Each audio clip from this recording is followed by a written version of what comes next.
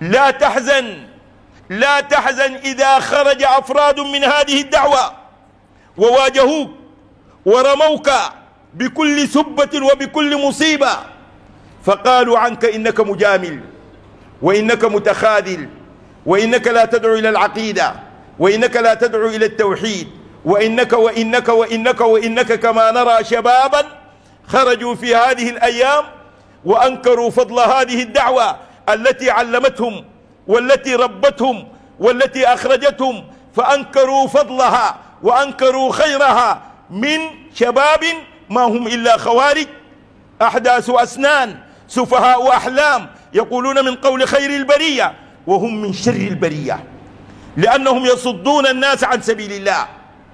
ما عندهم كلام إلا في أهل العلم وفي أهل التوحيد وفي أهل السنة. سلمت منهم الشيوعية واليهودية والنصرانية والشيعة والتصوف وأهل الباطل بأنواعهم، وأنشبوا أظفارهم في أهل السنة.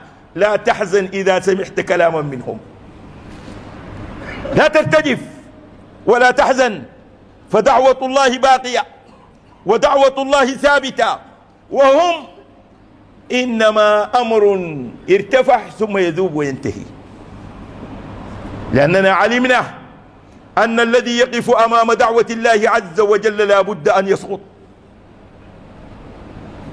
عشنا في هذه الدعوة عشرات السنين، ما من أحد وقف أمامها وواجهها إلا وسقط واندثر، وبقيت دعوة الله تشق طريقها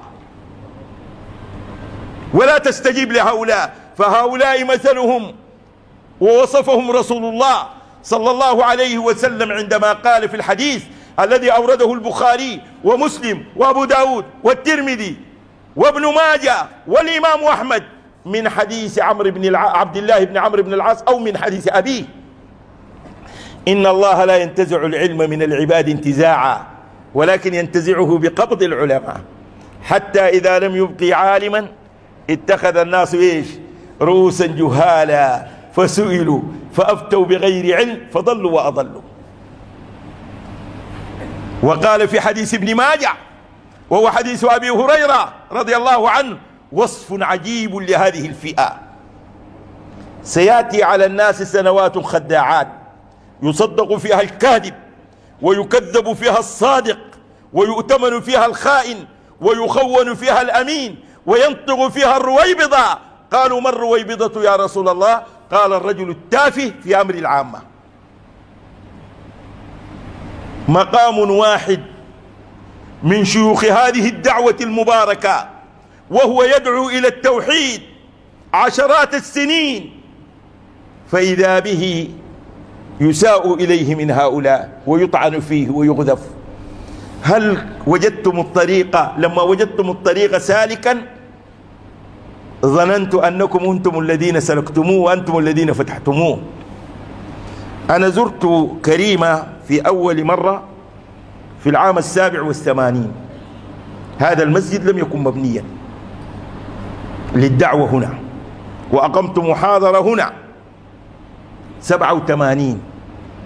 لا تستطيع أن تتكلم باسم الدعوة أو باسم الحق، لأن البلد مليئة بالراجمات وبالصواريخ والدبابات، فكان الأمر خطيرا جدا. ومع ذلك دعوة الله الآن انتشرت. هذا المسجد ما كان مبنيا فانتشرت، وكانت من الصعوبة بمكان، وكنا نتكلم في الأسواق في ذلك الوقت، ما في مكان. الإخوة الذين قابلونا ما يزاد على أصابع اليد، عدد قليل جدا هنا، وكانوا يعانون ما يعانون، ولكن الدعوة انتشرت. أنت تريد أن تسقط كل هذا لأنك وجدت الطريق مسلوك، فتثير الشبه حول ناس الدعوة بوقوع الأخطاء منهم. وهل هنالك إنسان معصوم من الخطأ سوى رسول الله صلى الله عليه وسلم؟ المعصوم رسول الله صلى الله عليه وسلم، أما غيره فلا، كل الناس يقع منهم الخطأ. ولذلك لماذا تجعل الخطأ لم يجعله خطأ يمكن أن يغفر؟ ثم هم يرتكبون الأخطاء ويتهمون غيرهم. طيب أنت ما برضو تخطي، يقول لك أنا تبت، طيب أنا ما أتوب مثل ما تبت أنت أنا أتوب، إيش المانع؟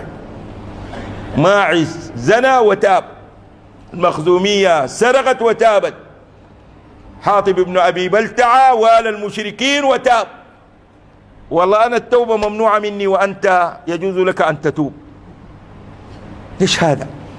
ولذلك لا تحزن، كأمثال هؤلاء لا تحزن.